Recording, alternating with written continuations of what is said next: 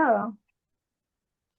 Hay que ver qué archivito estás viendo, pero en definitiva, a cada material, ¿sí? O sea, el material de lectura obligatoria es un documento que consta de, no sé, puede ser 40, 50, 60 páginas, en donde se detalla justamente lo que vemos acá, ¿no? En cada clase. Y ese documento, al final, como estaban preguntando, tiene alguna bibliografía obligatoria que si bien dice o figura como obligatoria, es una bibliografía que siempre viene a complementar, ¿sí? A dar una mano y a sumar a lo ya explicado. ¿Algo de esa bibliografía puede salir en un parcial o algo? No, o sea, todo lo que se explica está justamente en el material de lectura obligatoria. Nunca está de más consultarlo para afianzar conceptos, para sumar información y para aportar más valor durante el desarrollo del parcial. ¿Sí, Juliana? Ok. Perfecto. Lourdes. Tengo una pregunta. En caso que la materia está aprobada, pero el seminario no lo tenía aprobado, ¿qué se va a pasar ahí? Mira, yo te voy a ir por la opuesta. Para promocionar hay que tener el seminario y la materia aprobadas para promocionar o para aprobar la materia. Por lo tanto, en el caso de que se reprueben, creo, acá me pueden ayudar un poco también los de la TUA, creo que se puede recuperar, ¿sí? También como todos los otros parciales, pero a una cuestión importante es que generalmente el docente que está dictando la materia no tiene injerencia en el seminario seleccionado, pero sí todos tienen la misma estructura, ¿sí? De hecho, acá justamente Patricia dice, los seminarios los puedes volver a realizar, o sea, sí, lo puedes recuperar, pero sí, para promocionar la materia tenés que tener ambas cuestiones aprobadas, ¿sí? No te puedes ir sin el seminario, de hecho he tenido pocos casos, la verdad, de alumnos que no hicieron el seminario y que por lo tanto no aprobaron la materia, ¿sí? Entonces eso, estar atentos. Gracias. Ah, mira, acá Hernán dice, los seminarios los puedes recuperar N veces, perfecto. Y se pisa la nota, entonces queda la mejor nota, en realidad. Perdón, la nota queda la más alta, ¿sí? Así que también ahí te complementan. Muy bien. Muy bien. Bueno, vamos a arrancar la materia. Vamos a meterle. ¿Sí? Bien. Vamos a empezar con esta unidad número uno. ¿Sí? En este caso, vamos a hacer una introducción un poco a lo que es la administración de operaciones, ver un poco la historia. Vamos a navegar un poquito por algunos gurúes que son críticos y claves. ¿Sí? Y bueno, vamos a meternos en ese mundo y la evolución justamente hacia lo que es el compromiso, o vamos a ir transitando ¿sí? Cada una de las unidades hasta llegar justamente a lo que es el compromiso del licenciado en Administración de Empresas con la sociedad y el medio ambiente, ¿sí? Les quiero agradecer también antes de empezar otra vez a todos los que aportaron y todos los que hicieron, esperaron y acompañaron en este tiempo. Para mí es fundamental el acompañamiento de los alumnos de la TUA para justamente acompañar a los nuevos alumnos y compañeros que tienen. Así que les agradezco muchísimo, ¿sí? Y ahora sí, seguimos entonces. Bien, vamos a meternos en este caso en lo que tiene que ver con la administración de operaciones en la empresa. ¿Sí? En definitiva, cuando hablamos de administración de operaciones, nos referimos a lo que es el diseño, ¿sí? Lo que es la dirección y el control de los procesos, ¿sí? Y ver cómo ellos interactúan tanto en la utilización de materias primas o el consumo de materias primas e insumos para lo que es transformarlos ya sea en la prestación de un servicio o en la producción o elaboración de un producto manufacturero que si justamente esto va a tener un impacto tanto en los clientes, que son internos y externos. Cuando hablamos de un cliente interno, puede ser tranquilamente un cliente, por ejemplo, si yo soy el área de la etapa uno y le tengo que entregar algo a la etapa 2, al área de la etapa 2 es mi cliente interno, ¿sí? Está esperando algo de mí, espera determinados requisitos, por ejemplo, yo tengo que completarle, entregarle un formulario completo, ¿sí? De un usuario que tuvo que completarlo, me lo entregó y yo se lo derivo a legales porque lo tiene que analizar, ¿sí? Lo que espera legales es que ese formulario esté legible y completo, ¿sí? Y por lo tanto, yo lo que tengo que asegurarme con el usuario que vino y lo completó es que lo haya hecho de la forma efectiva para que después legales pueda analizarlo, ¿sí? Sin ningún compromiso, sin ningún faltante, y no me lo devuelva, ¿sí? Como digan, che, te pedí que hagas esto, o te pedí que este formulario tenga que estar completo, entero, y no me lo estás entregando, ¿qué está pasando? Bueno, eso es justamente un cliente interno que espera o que tiene determinados requisitos sobre nosotros, ¿sí? Preguntan acá si las clases empiezan a las 21, a las 20, a las 21, a las 21, ¿sí? Bien. Entonces, en base a todo esto, bueno, lo que tenemos que tener en cuenta es que si nosotros nos vamos a involucrar, tenemos que entender a todos nuestros clientes, tanto internos como externos, en lo que es la administración de operaciones, y obviamente también este rediseño o este diseño, dirección y gestión y control de lo que son los procesos, ¿sí? Que involucran o que son utilizados para la prestación de servicios o la producción de productos o la elaboración de productos, son críticos, ¿sí? Para entender justamente este gran eje que es la administración de operaciones. Bien, la administración de operaciones, en definitiva, ¿sí? Trabajan con áreas, o sea, se involucran a todas las áreas, a todos los departamentos y a las funciones que ellos tienen, ¿sí? Todos están, en definitiva, cortados, ¿sí? O transversalizados por los procesos, ¿sí? Los procesos principales son procesos cross, procesos que cortan a más de un área. Por ejemplo, no sé, yo recibo una orden de compra en el área de venta, yo soy un vendedor y recibo una orden de compra de mi cliente, yo se la envío a producción se encarga justamente de ver cómo va a armar su plan de producción, si tiene algún faltante se lo comunica a compras para que gestione oportunamente las compras de las materias primas e insumos, y posteriormente ya elaborado o manufacturado el producto, se lo vamos a entregar a logística para que se encargue de toda la distribución, ya sea interna o externa, para terminar con la oportuna entrega del producto, ¿sí? O del lote o la partida al cliente. Bueno, todo ese gran camino, en definitiva, es descomponer un organigrama, ¿sí? Y empezar a verlo más que como un organigrama, como una interrelación entre las áreas en base a lo que son los procesos, ¿sí? Y a partir de esto es fundamental, ¿sí? El buen vínculo, la buena relación entre cada una de las áreas, con el fin de justamente entender, ¿sí? O forjar esas relaciones sólidas y que estos gerentes de operaciones entiendan esta interacción entre los procesos, ¿sí? Para justamente tener un mejor impacto y un mejor desempeño y obviamente impactar en lo que es la satisfacción del cliente.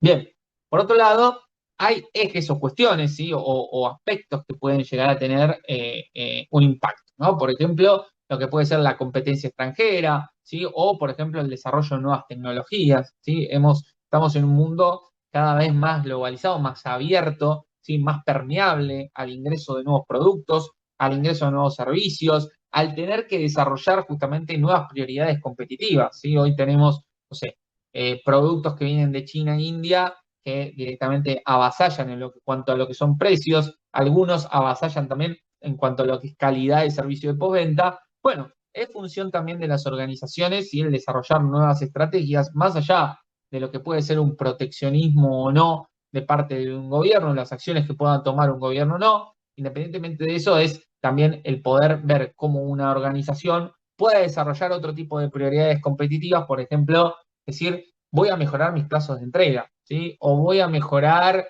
el tiempo que tardan. Por ejemplo, el otro día escuchaba, eh, decían, tengo que mudar una planta, ¿sí? Una planta productiva a 20 cuadras de donde estoy emplazado. Lo que me cobran por hacer una mudanza de toda esa planta productiva es aproximadamente, creo que tiraban un número como 37 millones de pesos, una cosa por el estilo, cuando importar X cantidad de mercadería de China, de India o de determinados sectores me termina costando $3.000, ¿no? Pues termina haciendo análisis o contrastes y más variaciones que de repente uno te hacen replantear, bueno, ¿cómo mejora esa competitividad? ¿Cómo impacto? ¿Sí? ¿Cómo justamente entiendo todos estos factores o aspectos que me están afectando y cómo justamente trato de darlos vueltas de alguna forma, ¿no? O sea, ser más competitivo priorizando otras prioridades justamente competitivas. Carlos, levantaste la mano. Buenas noches, profe. ¿Me escucha? Sí, Carlos. Sí, mira, yo le quería comentar que yo conozco un caso parecido que pasó en el Mercado Libre en Córdoba, que aumentaron las tasas municipales y las tasas también provinciales y directamente mudaron todas sus oficinas a Buenos Aires. En Estados Unidos también sucede lo mismo con otras empresas que se mudan a distintos estados con impuestos más bajos. No necesariamente tiene que ser competencia contra otro país o innovación tecnológica, sino que desde el mismo lugar donde está ubicada la empresa puede ser que tome la decisión de agarrar sus cosas y retirarse. Sí, totalmente. De hecho, también, bueno, en el caso este de, por ejemplo, los aranceles que está poniendo Estados Unidos, lo que se creía un poco, creo que una visión era, por ejemplo, fortalecer la industria nacional, ¿no? O sea, la visión, creo, del presidente de Estados Unidos era, sí, voy a fortalecer la industria nacional. Lo que está pasando en muchos casos es que eso también está generando un aumento de los precios de los productos de Estados Unidos que los exportan al resto del mundo y por lo tanto obviamente que el aumento de precios genera una pérdida de competitividad, ¿sí? Esa pérdida de competitividad provoca justamente que las empresas elijan dos opciones: o tener los precios más altos y perecer, o, por ejemplo, mudar sus plantas productivas a otros, no solamente a otros estados, sino mudarlos a otros países, ¿sí? Hay muchas empresas de Estados Unidos que están mudando su producción a China, ¿sí? O a India, o por ejemplo, no sé, estamos escuchando el caso de Mercado Libre, que se habla de que ahora está abriendo directamente sus depósitos en China o India para mejorar justamente su capacidad de poder distribuir, ¿sí? Y mejorar también en cuanto a lo que son los costos, ¿sí? ¿Por qué? Porque después, cuando lo llevo a otro, o sea, hay muchas empresas que están jugando hasta con los aranceles, cuando tienen intereses, por ejemplo, con Estados Unidos, ¿no? Si tengo que exportar algo, me conviene abrir una fábrica, o sea, si tengo el capital disponible, me conviene abrir una fábrica en un espacio en donde hay menos aranceles que en un país en donde hay más aranceles y puedo tener más problemas. O me conviene abrir una fábrica en un país en donde justamente la logística sea mucho más eficiente que en otros casos. O me conviene abrir una planta en donde tenga acceso más rápido a mano de obra más ágil, o, por ejemplo, al acceso a las materias primas e insumos que requiero sin tener que traerlos de otra región o de otro sector, ¿sí? Me pasó también en una empresa que directamente estaba hasta hace un año y piquito, estaba trabajando, perdón, ensamblaba sus equipos en Estados Unidos, y obviamente ahora tener que importar todo a Estados Unidos les generaba, por el aumento de aranceles, un gran problema. Entonces directamente ahora decían, y bueno, no nos queda otra que probar o viajar a China y probar, ¿no? Y ver qué pasa ahí. Bueno, hay un montón de variables que en este momento en el mundo están en juego, y obviamente que llevan a las grandes empresas también a forjar nuevas decisiones, que capaz no eran con lo que estaban casados. Por ejemplo, este cliente mío lo que me decía es, mirá, nosotros somos, por ejemplo, esta empresa se vio beneficiada por lo que son las importaciones. Tengo otros clientes que no, si hay de todo, depende del rubro, depende del sector y demás, y de repente agarraban y decían, y la verdad que trabajar hoy ensamblando en Estados Unidos no es un beneficio, y de repente me conviene hacer lo otro, o veo que tengo yo representadas, o sea, representan a proveedores grandes de lo que son válvulas y caudalímetros, que ellos mismos están mudando sus fábricas capaz a otras regiones, a otros países, con el fin de no perder competitividad en cuanto que tiene que ver con precios o valores, ¿no? Porque están aumentando mucho los costos. Entonces, en este mundo tan cambiante, se están viendo actores que cambian su visión o que cambian su estrategia al día a día, casi al mes, porque todo lo que está pasando está generando variaciones en todos los campos, ¿no? O sea, hoy, no sé, bombardean un lugar y ese lugar tiene recursos X, entonces todos los otros países que tienen X recursos, los mismos recursos empiezan a crecer o empiezan a crecer sus acciones, y entonces empezamos a ver nuevas cuestiones que hasta son variables que no controlamos, ¿no? O sea, incontrolables, y más y ni te digo una multinacional, imagínate una pyme, ¿no? Una pyme que no, a veces no pinchan y cortan a veces en el mercado, un mercado tan grande o en mercados grandes, rubros grandes, ¿no? Esas cuestiones también están bueno tenerlas en cuenta. Carlos, levantaste la mano. Sí, ¿qué tal? Buenas noches. No, no, me venía a la mente las autopartistas Argentina que migraron a Brasil, que se Por fueron acá ejemplo. por una situación de impositivo también, ¿no? Y la parte de la economía argentina. Sí, hay empresas que migran su producción a Brasil, hay empresas que migran su producción a otras regiones, hay competidores, por ejemplo, que están comprando productos con marca blanca de China e India. Hay, obviamente, también vemos, por ejemplo, que hay ofertas de cotizaciones que son mucho más atractivas en otros países que hasta la industria nacional.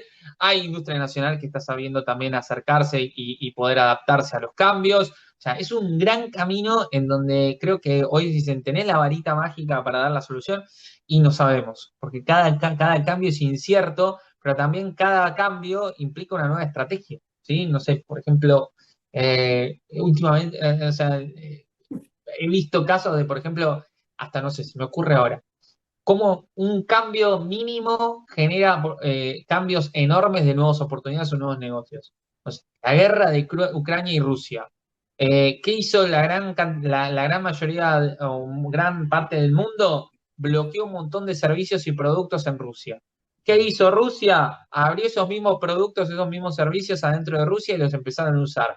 ¿Qué hacen otros que ven oportunidades de negocio, no sé, alquileres temporarios, se unen a esos, justamente a esos espacios de alquileres temporarios que no son ni Booking ni Airbnb, por ejemplo, que son rusos, y publican ahí para poder acceder al mercado ruso, que también si uno se pone a ver, cada vez hay más personas del país ruso viviendo en la Argentina o estableciéndose en Argentina. Entonces, cada vez hay más oportunidades de negocio, cada vez se generan nuevas alternativas y obviamente cada vez hay nuevos cambios que son restrictivos para los que creen que con una misma fórmula se van a mantener a lo largo de la historia, ¿no? Antes yo creo que las organizaciones se casaban con una metodología que era como un método, un equipo ganador, ¿no? Y hoy hay que saber adaptarse de forma constante, porque constantemente están cambiando desde las restricciones, desde las condiciones para importación, exportación, desde qué países tienen más posibilidades o menos, de los aranceles que pone un país por sobre otros, de los costos que tiene de mano de obra otro país por sobre otro, y así en cada cuestión.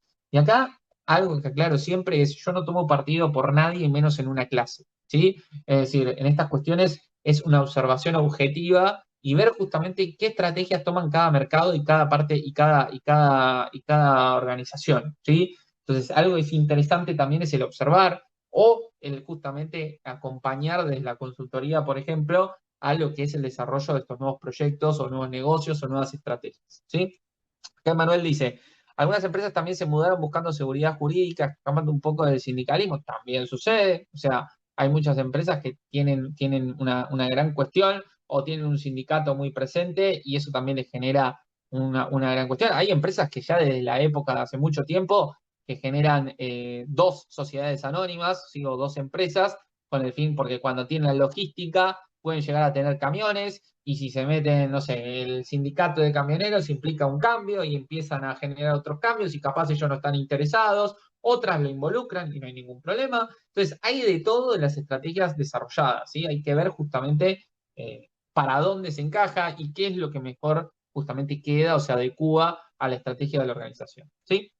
Bien. Vamos a ir viendo entonces un poquito la evolución, ¿sí? De estas ideas y de otras ideas y cómo se van consolidando a lo que hoy vemos, ¿no? Un poco si vamos hacia la historia, ¿sí? Nos podemos encontrar con algunos gurúes, ¿sí? Que son importantes. Por un lado, por ejemplo, Eli Whitney, que fue uno de los pioneros en lo que tenía que ver con la estandarización, ¿sí? Y el control de calidad. En definitiva, él propuso, ¿sí? En definitiva, un poco la utilización de determinadas tecnologías para o de tecnologías más adecuadas a cada proceso para justamente poder trabajar, ¿sí? O poder innovar, ¿sí? Dentro de determinados procesos productivos. Otro que apareció es Taylor, ¿sí? Taylor más conocido, ¿sí? Por muchos de ustedes, en donde justamente él empezó a trabajar o a analizar a cada trabajador de una forma individual, ¿sí? Y estudiaba los métodos de trabajo. A partir de eso, ¿sí? Le estudiaba tiempos y le permitía un poco entender, ¿sí? O poder producir, o poder planear y programar un poco cómo se va a desarrollar la actividad productiva a lo largo del tiempo, ¿sí? Entonces, a partir de todo esto, bueno, es otro de los gurúes que ha aparecido. Otro gurú que apareció, o otra gurú en este caso, es Lillian Gilbreth, ¿sí? Ella ha trabajado mucho en lo que tiene que ver con la motivación humana, ¿sí? Y en este caso también con lo que tiene que ver con la cuestión actitudinal del factor humano y cómo eso influye en los resultados, ¿sí? Entonces, esto también fue importante y fue muy estudiado. De hecho, Lillian también empezó y se metió mucho con lo que es la filosofía Lean, y empezó a tener un gran impacto, por ejemplo, en lo que son los desperdicios y cómo esos desperdicios tienen un impacto también en lo que es el resultado, ¿no? Los tiempos, las pérdidas y lo que genera justamente un aumento de costos, ¿sí? Eh, Así que bueno, estas cuestiones, estos referentes son importantes, ¿sí? Por ejemplo, Eli Whitney dice que no supo responder justamente a qué pasaba, ¿sí? En medio de estos procesos que se van desarrollando. Taylor, en este caso, decía que trabajaba mucho con lo que es el incentivo, la capacitación, o sea, la formación del profesional. Y un poco Lillian justamente es esto, ¿no? El aporte a la filosofía Lean, analizando cómo el factor humano tenía un impacto o no, ¿sí? Mayor o menor, en lo que eran los desperdicios. Muy bien. Henry Ford, ¿sí? Es otro que ha aparecido, uno de los más conocidos, ¿no? Con su clásico modelo Forte, ¿sí? Un segundito. ¿Dónde está? Ahí está, perfecto. Muy bien. Henry Ford, bueno, entonces en este caso, con su clásico modelo Forte, En este caso, él justamente tenía como una estrategia en donde abarcaba, ¿sí?, a todos los elementos del sistema productivo, en este caso tomando también lo que son máquinas, lo que son mano de obra, procesos y productos, y obviamente que él trabajaba justamente en formar a un trabajador, ¿sí?, y que ese trabajador se terminara especializándose, ¿sí?, en una determinada característica, ¿sí?, o una determinada actividad. Eso tiene un pro, que es que tenés mano de obra formada, ¿sí?, tenés personal claramente formado y crecido en sus actividades, pero tenés una contra, ¿no?, que es la gran contra que siempre se dijo. Te falta ese trabajador y tenés que frenar la línea productiva porque no tenés otro especializado. Es decir, esa polivalencia es algo que Henry capaz no lo vio, ¿sí?, en su momento, y le terminó jugando un impacto un poco más negativo en su avance o en su filosofía impuesta, o en su filosofía propuesta, ¿sí?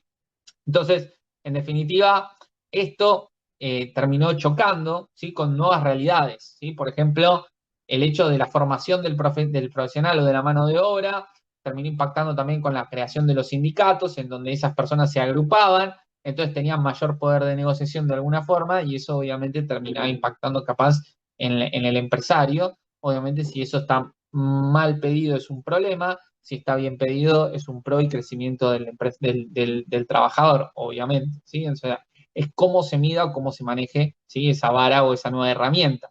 Bueno, pero obviamente también, en este caso, Henry Ford apostó mucho o generó mucho también la migración demográfica, ¿no?, de la sociedad, de todo lo que son los sectores alejados o pueblos a las grandes ciudades, ¿sí? Lo que cual también generó que esas personas tenían mayor poder adquisitivo porque estaban mejor formadas, a la vez estaban ocupando grandes urbes, las urbes se volvían más caras, pero había un mayor poder adquisitivo, por lo tanto consumían más, entonces era una espiral de crecimiento de alguna forma, pero a la vez, sí, de nuevos poderes de negociaciones del personal formado especializado, ¿no? Esos son los grandes caminos.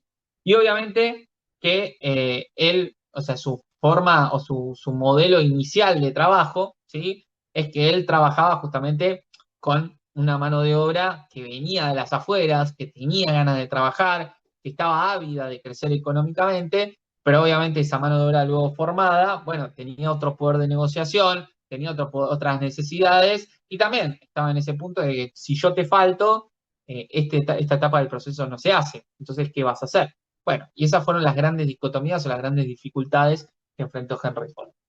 Posteriormente aparecieron otros, ¿sí?, otros gurúes que también tienen un gran poder y un gran aporte a lo que tiene que ver con el control estadístico de procesos y a lo que tiene que ver con lo que es la calidad, ¿sí? En este caso aparece Walter Shewhart, que Walter Shewhart es el que tenía siempre grandes conocimientos estadísticos y fue uno de los pioneros que planteó que la variabilidad es un enemigo de la calidad, ¿sí? Entonces, justamente ahí es donde empiezan las grandes diferencias, ¿no? Porque ellos empezaron a plantear que cualquier variabilidad en un producto o en un servicio, ¿sí?, en una característica de un producto o un servicio, era algo que justamente eh, lo que es un área de calidad o lo que es la calidad debería combatir, la calidad como concepto debería combatir. Y él empezó a incursionar en lo que es el control estadístico de procesos, que es justamente una de las temáticas que vamos a ver justamente en la unidad, creo que número 6, creo que ya lo hablamos, ya me olvidé el número, pero creo que era 6. Bien, y a partir de esto aparecen otros conceptos como el muestreo, ¿sí?, el muestreo estadístico, ¿sí?, y lo que es el control CEP, sí, que es lo que hemos visto recién. A partir de esto, Deming aparece también y empieza a sumar un poco. Deming aparece más que todo en la Segunda Guerra Mundial. Él empieza a aportar un pensamiento basado en lo que es el ambiente de trabajo y la mejora, ¿sí?, de los procesos para justamente generar mayor productividad. Todo esto, tanto Shewhart como Deming, fueron emplazados en Estados Unidos en la Segunda Guerra Mundial, ¿sí? Por lo tanto, la mayoría de sus conocimientos y aportes en lo que tenía que ver con calidad, los controles de calidad, el control estadístico de procesos, ¿sí?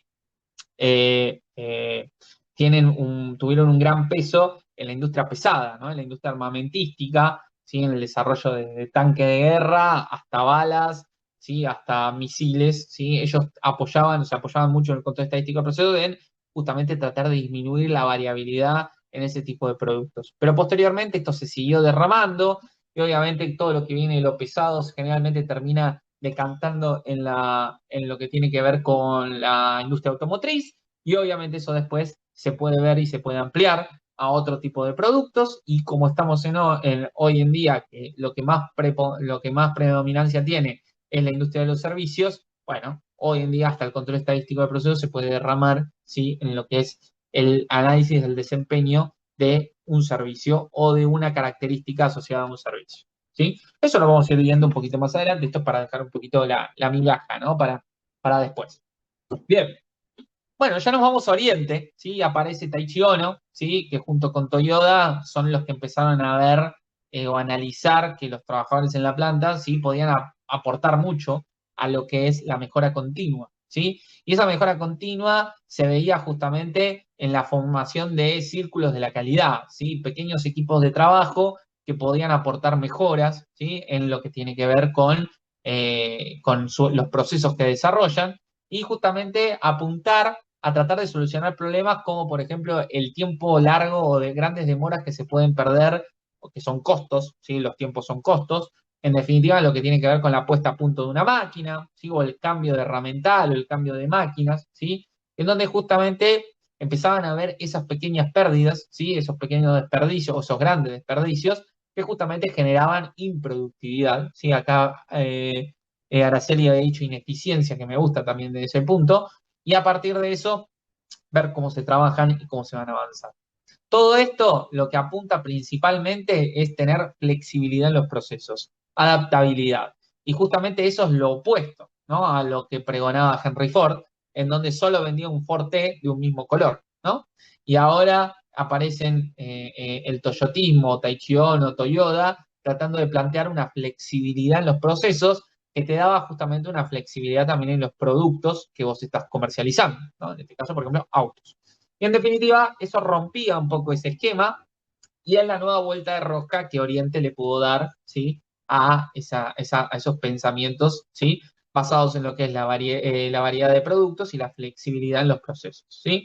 También ellos apuntaron a lo que es Kaizen, que es cambio para mejor o mejora continua, ¿sí? En definitiva, que, ¿sí?, como lo vamos a ver en Administración de Operaciones 2, ¿no?, ahora, pero en definitiva, todo lo que es Kaizen apunta también a una filosofía de vida, ¿no? Cómo nosotros también no solamente podemos mejorar nuestro proceso productivo, nuestro proceso en nuestra planta o nuestra organización, sino también cómo podemos nosotros mejorar nuestros procesos de vida, ¿no? Es decir, cómo puedo levantarme un poco más tarde, pero puedo hacer todo lo que quiero hacer, ¿sí?, y dormir un poquito más. Por ejemplo, dejar preparada la ropa el día anterior. No sé, se me ocurre cualquier cuestión, ¿no?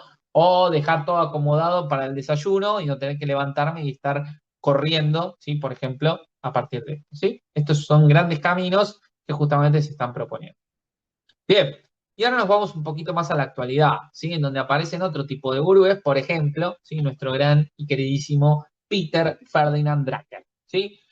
Conocido por muchos y para muchos como uno de los padres del management, ¿sí?, uno de los padres del management, en donde justamente impulsa todo lo que es la administración moderna, como lo vamos a ver, y que va un poco más en contra de lo que es la administración científica o la administración tradicional, ¿no? Él apuntaba un poquito más a lo que es justamente la dirección por objetivos, ¿sí?, a la propuesta de objetivos para ser alcanzados, y no justamente en el camino de calentar una silla durante X tiempo, sino de trabajar justamente en base para cumplir determinados objetivos o subestrategias, ¿sí?, que se puedan derramar, y justamente ese es el gran camino. Él fue uno de los fundadores o creadores de lo que es justamente la sociedad del conocimiento, y a donde se apuntaba justamente con esto, ¿no?, a la creación del futuro trabajador del conocimiento, que es lo que vamos a ver probablemente en la clase que viene, y vamos a introducirlo un poquito en esta clase. Bien, él también tenía algunos ejes importantes que detalla, como por ejemplo la descentralización, ¿sí? El hecho de poder descentralizar la responsabilidad y que no todo quede centrado en una persona. Eso, bueno, apunta mucho a buscar esa efectividad, ¿sí?, y a apuntar a una mejor productividad. Obviamente todo lo que tiene que ver con la alta calidad y tener una buena administración del personal es fundamental. El principio de lo que es la formación y el entrenamiento del personal y el desarrollo justamente de las polivalencias, algo un poco más opuesto tal vez a lo que planteaba Henry Ford, por eso justamente es una administración más moderna, ¿sí? Siempre justamente tener información fidedigna de alta calidad que sirva justamente para la toma de decisiones. es algo crítico, ¿sí? Para todo este camino. Por otro lado, también él creía mucho en lo que es la planificación a largo plazo y la definición justamente de objetivos y trabajar para esos objetivos, que justamente para los que me acompañaron en lo que es Proyecto Final o Seminario 3 se van a acordar mucho de tener un plan estratégico que me permita justamente alcanzar objetivos que sean justamente alcanzables y que sean realistas. Por eso, Peter Drucker propone mucho la gestión el trabajo por resultados, el dar resultados en base al cumplimiento o no de los objetivos, ¿sí? Y por otro lado también, obviamente plantean una estructura más humana, ¿sí? Y ser una estructura más humana no es justamente, o va un poco en contra de una estructura verticalista, ¿sí? Lo que busca más es una estructura basada en los consensos, en el escuchar a todos, en esto que también se planteaba con Taichi Ono, que son los círculos de la calidad, en donde haya equipos de mejora, en donde se propongan esas mejoras, en donde todos sean escuchados y de alguna forma, obviamente, aporten a ese crecimiento.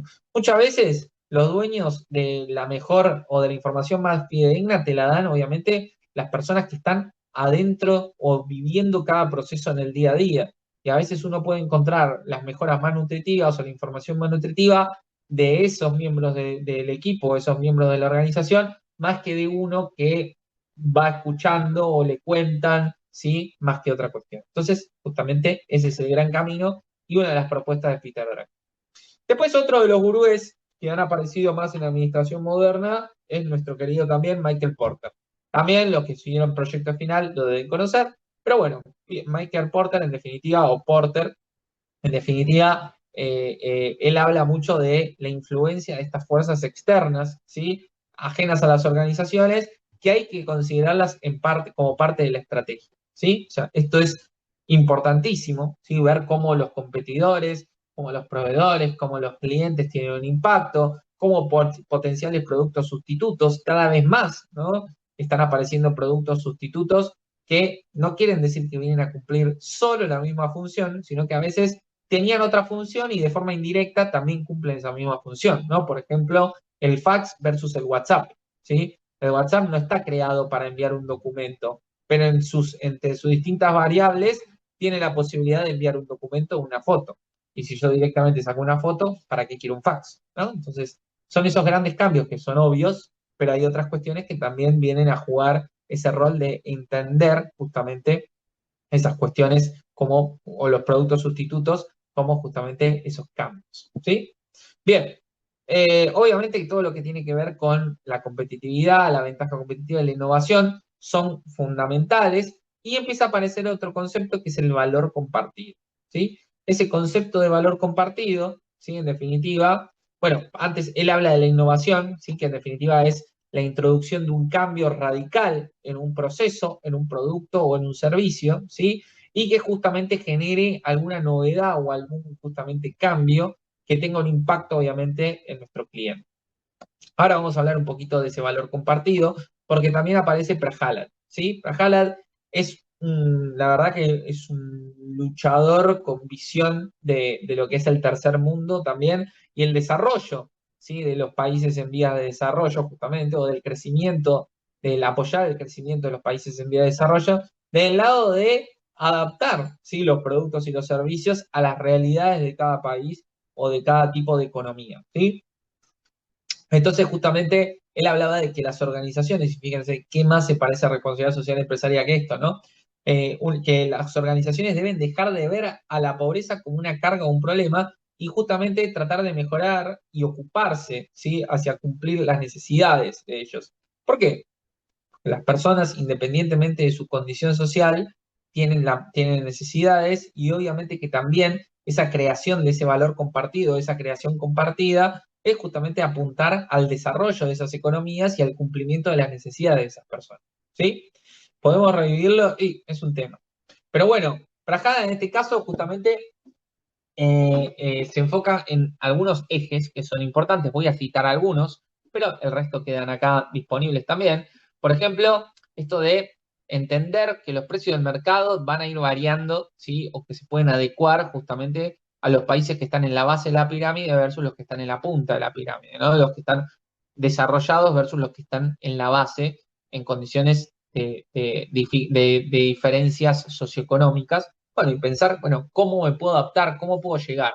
Ellos van a tener la misma necesidad de comunicación que el país que está en la punta de la pirámide. Bueno, ¿cómo puedo hacer que ellos estén comunicados igualmente? Bueno, son cuestiones que justamente Prajalan por lo menos lo plantea como un debate, ¿sí? O como ejes, y esos ejes después se pueden derramar en cada realidad organizacional para cómo se quieran ser encarados, ¿sí?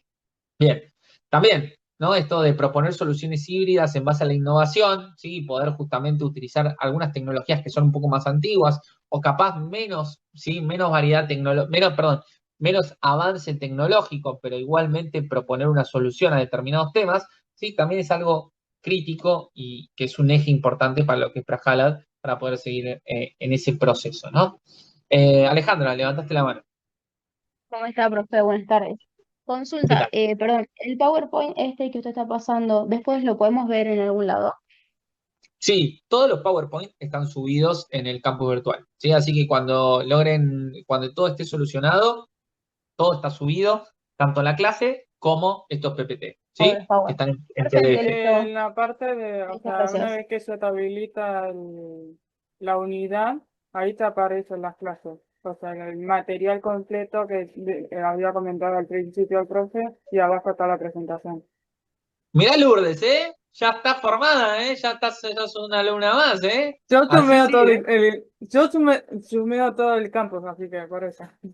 Muy bien, muy bien. Bueno, bien, bien. ¿Viste que no tardan mucho en irse ya entrando en calor con esta modalidad?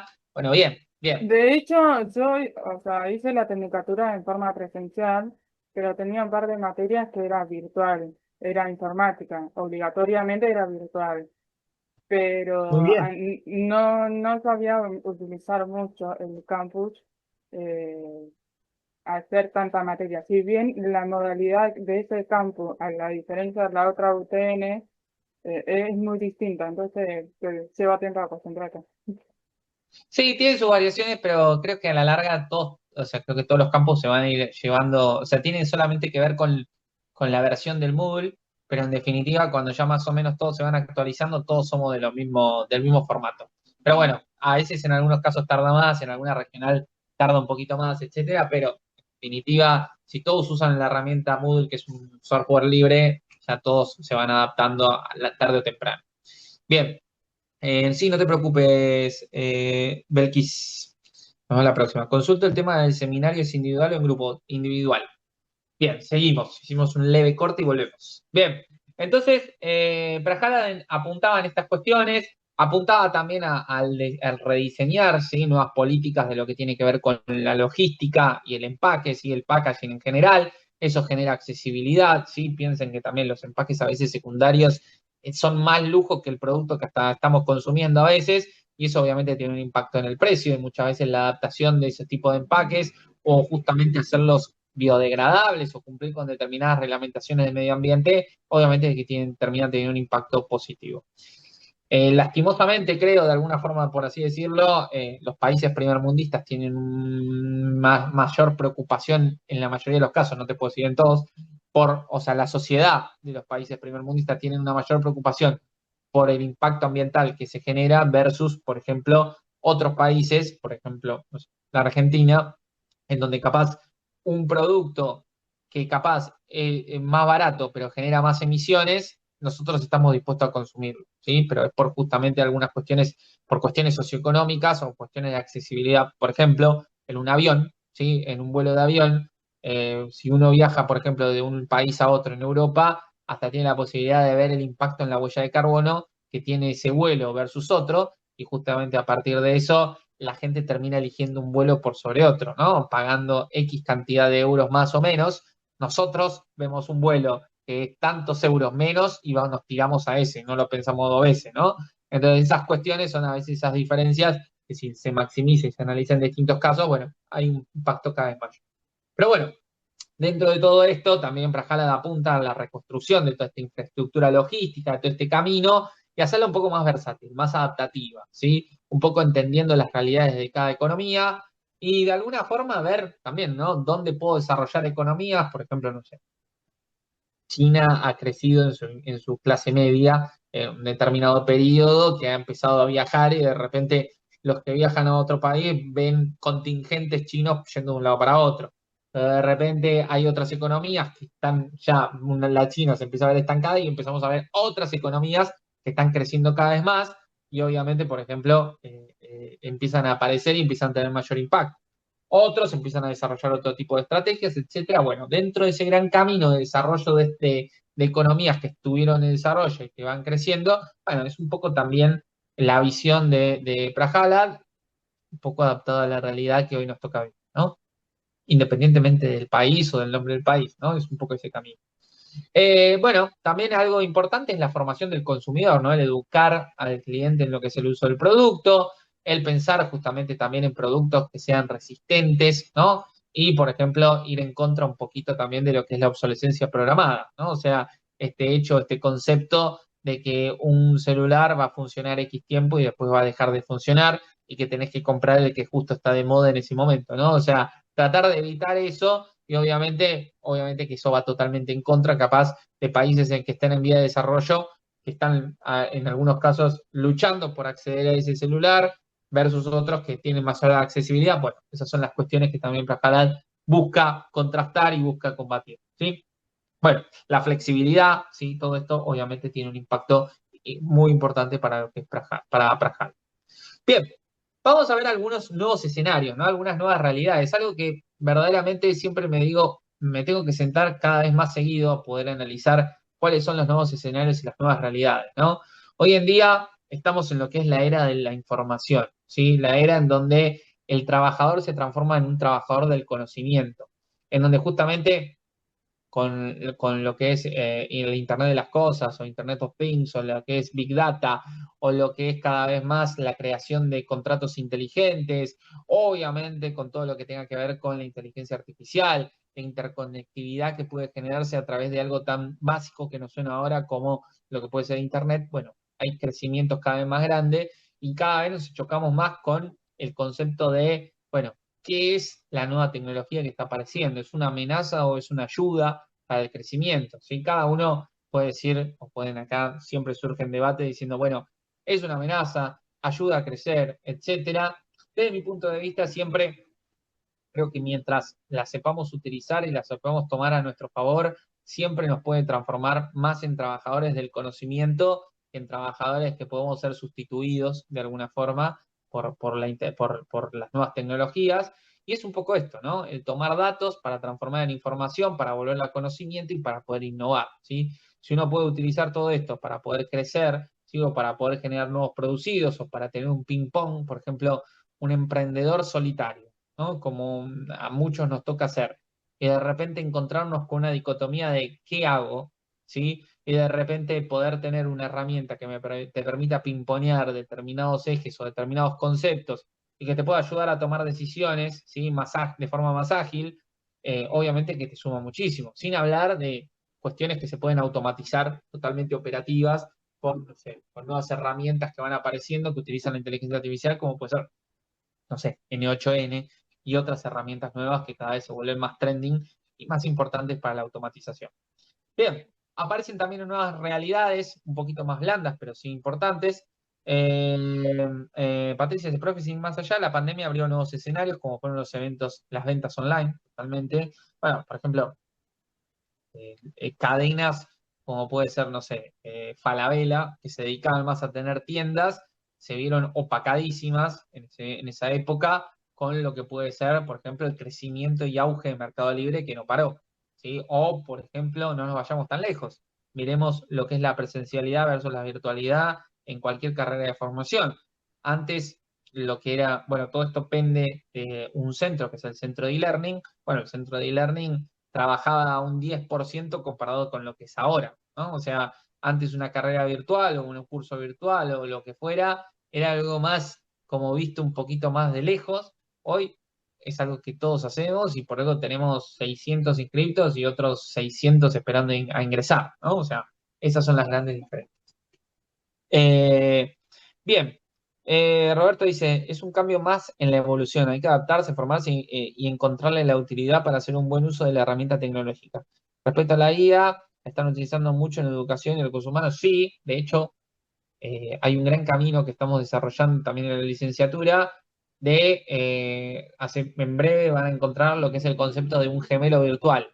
Tanto yo como la mayoría de los docentes vamos a tener un gemelo virtual con el cual ustedes van a poder pimponear, van a poder preguntar, les va a responder un Martín, que es un avatar de Martín, pero va a estar Martín, y le va a responder preguntas de Administración de Operaciones 1, pero Administración de Operaciones 2 en su momento, y también, obviamente que eso va a ser un futuro disparador de que no va a necesitar un Martín o un examen que tenga un horario, sino que va a haber un Martín virtual que les puede preguntar, repreguntar, y en base a lo que vayan contestando, formar una nota, ¿no? De parcial en base a una defensa oral, entre otras cuestiones, ¿sí?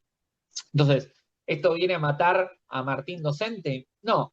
A ver, implica que Martín docente tenga que justamente desarrollar nuevas clases o actividades que sean justamente más productivas en conjunto con los alumnos. Sí, ¿sí? Esas son las grandes diferencias. Implica que Martín también, por ejemplo, como a veces me toca hacer muchas veces, se agarrar la inteligencia artificial y decir, bueno, a ver, quiero dar una vuelta de rosca a este slide, a este concepto, para dónde vamos, ¿sí? Y a partir de eso justamente trabajar en cómo mejorar, en cómo aportar nuevos ejemplos o cómo generar un cambio, ¿sí? Y justamente eso es lo lindo. Bueno, Lean ya les mostraba, bueno, bien, bien, bueno, entonces van a navegar en muchos cambios. Creo que los cambios son cosas que, o sea, estas cuestiones cada vez se van a hacer más profundas y más interesantes para todos, ¿sí? Bien, en lo económico también, ¿no? Bueno, perdón, en lo político está la globalización, ¿sí? La gobernanza multipolar, ya no hablamos de un G8, ¿no? Pero hablamos de un GX cantidad de países, ¿sí? Bueno, en este caso Rusia está excluido, pero en definitiva era el antiguo G8, y en definitiva también, ¿no? Es impulsar estos modelos de trabajo entre países para promulgar o poder definir determinadas reglamentaciones a nivel global y ser un ejemplo, ¿no? Hoy en día, en donde se debaten muchos de estas agrupaciones y se contrastan con otras que se van creando, bueno, son muchas cuestiones que hoy se pueden dar para múltiples interpretaciones, ¿sí? Es decir, esto genera el pensamiento de, ¿es la caída del G8, del G7 o del G20? O implica la resignificación. Es lo mismo que decimos, es la caída del trabajador administrativo, por ejemplo, con la aparición de la inteligencia artificial y la automatización, o es que justamente el trabajador administrativo tiene que incorporar nuevas herramientas y poder agilizar su trabajo para poder dar mejores resultados en base justamente al ping-pong, ¿sí? Con la inteligencia artificial o la automatización de actividades que implicaban la lectura de X cantidad de documentos y hoy los puede tirar en una base, en un repositorio y automatizarlo para que se lea y se filtre la información que uno quiere y resolver un trabajo que antes demoraba 2, 3 días en capaz una hora como muchísimo, ¿no? Entonces esas cuestiones son las que nos tenemos que repreguntar y esas son las cuestiones que tenemos que ver, la eficacia y la eficiencia justamente de determinados ejes y cómo eso también se va derramando. Bien, en lo económico, bueno, en definitiva, aparecen nuevas instituciones que empiezan a tener justamente un impacto cada vez más grande, otras que empiezan justamente a caer, ¿sí? Porque cada vez aparecen crisis más frecuentes, entonces hay recambio de instituciones en la parte económica, países que caen, países que suben, países que se endeudan, países que bajan su deuda, países que utilizan estrategias para justamente poder paliar esa deuda cumpliendo con otras actividades, o perdón, con otros proyectos o con proyectos a nivel global, etcétera. Hay un montón de cuestiones que hoy en lo económico se están resignificando. En la parte empresarial, ¿sí? Empieza justamente este concepto de empezar a potenciar los talentos, ¿sí? Empezar a potenciar a ese trabajador del conocimiento que tiene ese valor agregado, ¿sí? Ese es el gran camino, ¿sí? Y justamente aparece esa innovación permanente, ¿no? Que en definitiva hoy, como los OKRs o el micromanagement se empiezan a derramar, ¿no? En cada uno de los miembros del personal, ¿no? En esto de innovar en tu trabajo, no implica que hoy directamente tu jefe te lo tenga que pedir muchas veces, sino que es algo que justamente uno tiene que ir encontrando para ser más eficiente, ¿sí? Y eso no quiere decir que después me voy a convertir en el dueño de la información porque no se lo quiero contar a nadie, sino que justamente tengo que apoyar, en definitiva, el crecimiento en conjunto con todos los miembros de una organización o de un proyecto, de un emprendimiento o lo que corresponde, ¿sí? Bien, por otro lado, el acceso a la información, ¿sí? Cada vez más la información es inteligente y accesible, ¿sí? No sé, un contrato inteligente, que en definitiva se hace de forma automática, y hoy capaz en una escribanía no necesitas tener X cantidad de estudiantes de abogacía o futuros escribanos, ¿sí? Realizando actividades administrativas, sino que justamente podés eso procesarlo a través de la automatización y demás, pero obviamente generar accesibilidad a la información y reasignar a ese personal a otras actividades que involucren justamente un poco más de cranear, por así decirlo, o de pensar pensar o de aportar ese pensamiento crítico.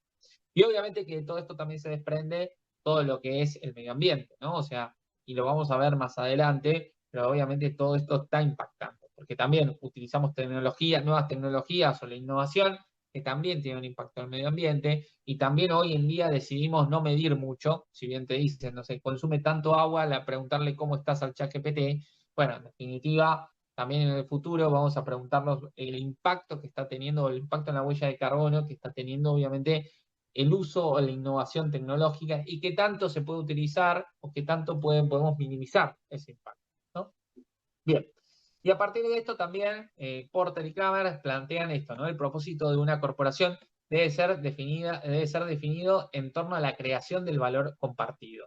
Y ese valor compartido justamente involucra distintos ejes, ¿sí? Y justamente hablan mucho de la parte de responsabilidad social, la parte de medio ambiente y la parte económica, ¿no? O sea, aportar al crecimiento de cada uno de esos ejes, ¿sí? Y a partir de esto, obviamente, tomar distintas estrategias. Por ejemplo, el hecho de reconcebir de forma amplia a lo que son los productos y los mercados y también los servicios en este caso, redefinir la productividad, ¿sí? La cadena de valor, cómo aporta, cómo genero más productividad dentro de toda mi cadena, ¿sí? De suministros y de valor, que va agregando valor en mi producto, en mi servicio, y también obviamente empresas que colaboran entre sí, ¿sí? De forma estratégica para justamente ingresar en nuevos mercados, tener más potencia, tener más impacto, ¿sí? Y llegar justamente a, como diría Prajala, a mercados capaz que nos resultaban menos atractivos y que hoy justamente es un activo estratégico el poder justamente tener una presencia. También hay nuevos valores en la administración, esto va cambiando cada vez más, ¿no? Por ejemplo, hoy en día lo que es Best Place to Work es algo que ya queda hasta viejo, porque cada vez se van desarrollando nuevas formas, ¿sí? O nuevas metodologías de medir los mejores espacios para trabajar. De hecho, hasta se desarrollan estrategias para poder posicionarse en lo que es en los premios de Best Place to Work, y capaz no sos un Best Place to Work, justamente. Entonces cada vez existen también, echa la ley, echa la trampa, pero también, ¿no? Muchas empresas que apuntan siempre a querer tener esa presencia, a querer tener ese mundo o ese activo para sumárselo, y obviamente también aparecen lo que son los modelos de excelencia. Los modelos de excelencia son, en definitiva, estándares que pueden ser nacionales e internacionales. Un modelo de excelencia es, por ejemplo, el Premio Nacional a la Calidad, ¿sí? Ya sea del sector público o del sector privado. Bueno, creo que a muchos les he contado, pero nosotros con la facultad en la UTNBA ganamos 3 veces el Premio Nacional a la Calidad del sector público. El último en el sector privado me ha tocado ser juez no, perdón, evaluador para el último premio nacional del sector privado a la calidad, que el ganador fue Metrogas, entonces también fue un gran camino. Y bueno, cada vez aparecen nuevas herramientas, nuevas formas por lo menos de representar los valores en la administración de operaciones. Y bueno, siempre es una adecuación, siempre es una mirada, el cumplimiento de normas, ¿sí? El cumplimiento normativo, no de las leyes, ¿sí? Que es algo obligatorio, sino el hecho de el querer elegir, ¿no? Certificar o implementar alguna norma, por ejemplo, una norma ISO, y a partir de eso involucrar ese camino. Hoy en día, obviamente, lo que es la ISO 9001 es un commodity total, o sea, es una base para decir que cumplo con un estándar internacional, pero es la puerta para ingresar además de ingresar a nuevos clientes, poder abrir también a la certificación de otras normas. Por ejemplo, la facultad está iniciando un camino por primera vez también, o sea, ya en la 9001 trascendimos o hicimos un gran camino, pero por ejemplo también se está pensando en lo que es la 14001, que es medio ambiente, para lo que son la gestión de los laboratorios, ¿sí? En la facultad hay laboratorios de ingeniería, y también es un gran camino que se está encaminando, que se está llevando por ahí. Y bueno, también en un momento se habla de la 45001 para determinados ejes o determinadas actividades, etcétera, lo cual siempre agrega valor y también posiciona estratégicamente a una institución o una organización por sobre otra, ya que en definitiva también es una estrategia para poder hacerse visible ante otros potenciales clientes. También los clientes en los pliegos licitatorios, los casos que pueden ser, por ejemplo, en la parte pública, en un pliego licitatorio, cada vez aparecen más exigencias. Es decir, hoy tenés la 9001, como les dije, en la base, algunos ya se meten con 14001, se meten con 45001 y mucho más avanzan a un sistema de gestión ya basado en la energía, ¿sí? Lo cual es buenísimo. Después hay otros en la gestión de activos, que es 50001 la primera, energía, y 55001 lo que es la gestión de activos. Hay un montón de cuestiones que también todas empiezan a sumar y empiezan a marcar un diferencial. Así que bueno, mucho para meterse para acá y mucho para indagar. Bien, para hoy dar un cierre, para tratar de cerrar justamente a las 23 horas como habíamos pactado como techo, bueno, lo voy a dejar con esta frase de un docente de la UBA, Serge Enrique, que en definitiva dice que la gran paradoja de esta nueva época es que cuanto más sabemos, menos sabemos. La frontera del conocimiento es móvil, es un horizonte que se aleja con cada nueva conquista, ¿no? Esto de la necesidad de siempre estar aprendiendo y cada vez más, ¿no? Desde la pandemia, como dijeron algunos, de seguir creciendo y seguir formándose y justamente aspirar a nuevos objetivos, ¿sí? A seguir creciendo. Las famosas frases de Martín, tal cual, tal cual. Esas son las frases que les roba a otros, ¿sí? Seguridad vial, sí, también está creciendo muchísimo. En un momento teníamos un proyecto con Corredores Viales, que es una empresa público de capitales público-privadas que estuvo más en otra época, y me acuerdo que uno de los objetivos era certificar la 39001, que era un lindo camino. Así que bueno, con esto les quiero agradecer a todos y todas por estar. La verdad que hoy fuimos un montón de gente, lo cual también es muy interesante. Y bueno, nos estaremos viendo el lunes que viene en una próxima clase. Les deseo lo mejor. Gracias otra vez a todos los ex-TUA o los TUA Boys y Girls por acompañar en esa primera hora de puesta a punto a todos entre todos, así que les agradezco también el esfuerzo que hicieron porque se la bancaron. Y bueno, nada, nos estamos viendo la semana que viene y bueno, esperemos que el aula ya va a estar bien en realidad, así que estaremos ahí comunicados hasta el lunes que viene, ¿sí? Les mando un saludo grande, que estén muy bien y muy buena semana. Gracias, Martín. Gracias igualmente. Gracias. Gracias igualmente. Gracias. Noches a todos. Gracias. Gracias, chao. Chao. Gracias. Gracias. Chao. Gracias. Buenas noches.